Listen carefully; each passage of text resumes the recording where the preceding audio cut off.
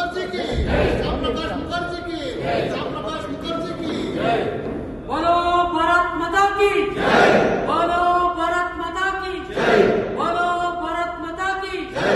ಭಾರತೀಯ ಜನತಾ ಸನ್ಮಾನ್ಯ ನರೇಂದ್ರ ಮೋದಿಯವರು 11 ವರ್ಷಗಳ ಕಾಲ ಪೂರೈಸಿದ್ದಾರೆ. ಹಾಗೆ ನಮ್ಮ ಪಾರ್ಟಿಯ ಕಾರ್ಯಕ್ರಮಗಳಲ್ಲಿ ಶ್ಯಾಮ್ ಪ್ರಕಾಶ್ ಮುಖರ್ಜಿಯವರ ಬಲಿದಾನ ದಿನದ ಒಂದು ಕಾರ್ಯಕ್ರಮ, ಈ ಒಂದು ಕಾರ್ಯಕ್ರಮ ಇಡೀ ರಾಜ್ಯದಲ್ಲಿ, ಜಿಲ್ಲೆಯಲ್ಲಿ ಮತ್ತು ದೇವನಹಳ್ಳಿ ತಾಲೂಕಿನ ಮಂಡಲ ಕಚೇರಿಯಲ್ಲಿ ಇವತ್ತು ಒಂದು ಹಮ್ಮಿಕೊಂಡಿದ್ವಿ.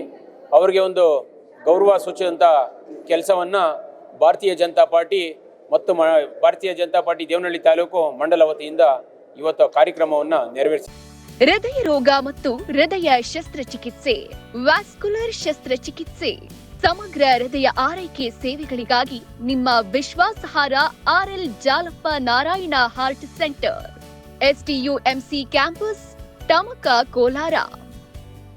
180030090309.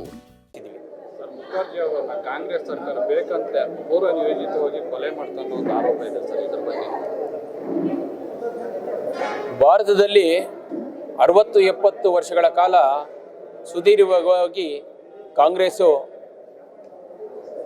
ನಡೆಸ್ಕೊಂಬಂದಿರೋಂಥ ಏನಾದರೂ ಒಂದು ವಿಚಾರ ಇದ್ದರೆ ಈ ಥರದ್ದೇ ಮಾಡಿದ್ದಾರೆ. ಯಾರು ಒಳ್ಳೇದಿತ್ತು, ಒಳ್ಳೆಯ ವ್ಯಕ್ತಿಗಳಿದ್ರು ಅವ್ರನ್ನೆಲ್ಲದ್ರೂ ಬಲಿದಾನ ಮಾಡೋಂಥದ್ದು, ಮತ್ತು ಅವ್ರನ್ನ ಹತ್ತಿಕ್ಕಂಥದ್ದು, ಮತ್ತು ಅವರ ಬಗ್ಗೆ ಮುಚ್ಚಿಡುವಂಥನೇ ಕೆಲಸ ಮಾಡ್ಕೊಂಡು ಬಂದಿದ್ದಾರೆ. ಇವತ್ತು ಅವರ ಇತಿಹಾಸನ ತೆಗೆದು ನೋಡಿದಾಗ ಪಾರ್ಟಿ ಯಾವುದಾದ್ರೂ ಇರಲಿ, ಅವರ ಒಂದು ಕಾರ್ಯವೈಖರಿ ಏನಿತ್ತು, ಸ್ವಾಭಿಮಾನ ಏನಿತ್ತು, ಈ ದೇಶದ ಬಗ್ಗೆ ಬದ್ಧತೆ ಏನಿತ್ತು, ಕಳಕಳಿ ಏನಿತ್ತು, ಈ ದೇಶ ಉಳಿಬೇಕು, ಈ ದೇಶ ಒಂದು ಬಾವುಟ, ಒಂದು ಕಾನೂನು ಇರಬೇಕು ಅಂತ ಪ್ರಥಮವಾಗಿ ಅವರು ಹೋರಾಟ ಮಾಡಿದ್ದಂಥ ವ್ಯಕ್ತಿಯವರು. ಹಾಗಾಗಿ ದೇಶ ಸುಭಿಕ್ಷವಾಗಿರಲಿ ಅಂತ ಮಾತ್ರ ಅವರ ಒಂದು ಧ್ಯೇಯ ಉದ್ದೇಶ ಇತ್ತು. ಹಾಗಾಗಿ ಈ ಥರದ ಜನಗಳದ ಕಾಂಗ್ರೆಸ್ ಸರ್ಕಾರ ಹತ್ತಿಕ್ಕಿದೆ, ಅದನ್ನು ತಮಗೆಲ್ಲ ಗೊತ್ತಿದೆ. ಇವತ್ತು ಪರಿಸ್ಥಿತಿ ಆ ಥರ ಇಲ್ಲ. ಎಲ್ಲರಿಗೂ ಕೂಡ ಭಾರತ ದೇಶದ ಬಗ್ಗೆ ವಿಶ್ವಾಸ ಇದೆ. ಭಾರತದ ಪರವಾಗಿ ಇವತ್ತು ಏನು ನಿಂತಿದ್ದಾರೆ, ಮುಂದಿನ ದಿನಗಳಲ್ಲಿ ಕೂಡ ಒಳ್ಳೆಯದಾಗ್ತಿದೆ. ಅವರ ಬಗ್ಗೆ ಬಲಿದಾನದ ಬಗ್ಗೆ ಏನು ಅವತ್ತಿನ ಕಾಂಗ್ರೆಸ್ ಸರ್ಕಾರ ಮಾಡಿತು ಅದಕ್ಕೊಂದು ಧಿಕ್ಕಾರ ಇರಲಿ ಅಂತ ಹೇಳ್ತಾ,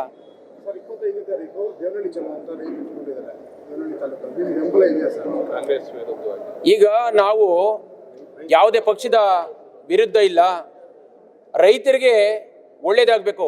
1804 ದಿವಸ 5 ದಿವಸ ಆಗಿದೆ ಇವತ್ತಿಗೆ ಅವರ ಒಂದು ಚಳುವಳಿ ಇಟ್ಕೊಂಡು. ಹಾಗಾಗಿ ಅವರಿಗೆ ಒಂದು ನ್ಯಾಯ ದೊರಕಲಿ, ಒಳ್ಳೇದಾಗಲಿ ಅನ್ನೋದು ಮಾತ್ರ ನಾವು ಕೂಡ ಹೇಳ್ಬೋದು. ನಮ್ಮ ದೇವನಹಳ್ಳಿ ತಾಲೂಕಲ್ಲಿ ರೈತರು ಯಾವತ್ತೂ ಆತ್ಮಹತ್ಯೆ ಮಾಡ್ಕೊಬಾರ್ದು ಮತ್ತು ರೈತರಿಗೆ ಯಾವತ್ತೂ ಕಷ್ಟ ಬರಬಾರ್ದು. ಹಾಗಾಗಿ ಅವ್ರಿಗೆ ಏನು ನ್ಯಾಯ ದೊರಕಬೇಕು, ದೊರಕಲಿ ಅನ್ನೋದು ಮಾತ್ರ ನಾವು ಹೇಳಲಿಕ್ಕೆ ಇಚ್ಛೆ ಪಡ್ತೀವಿ.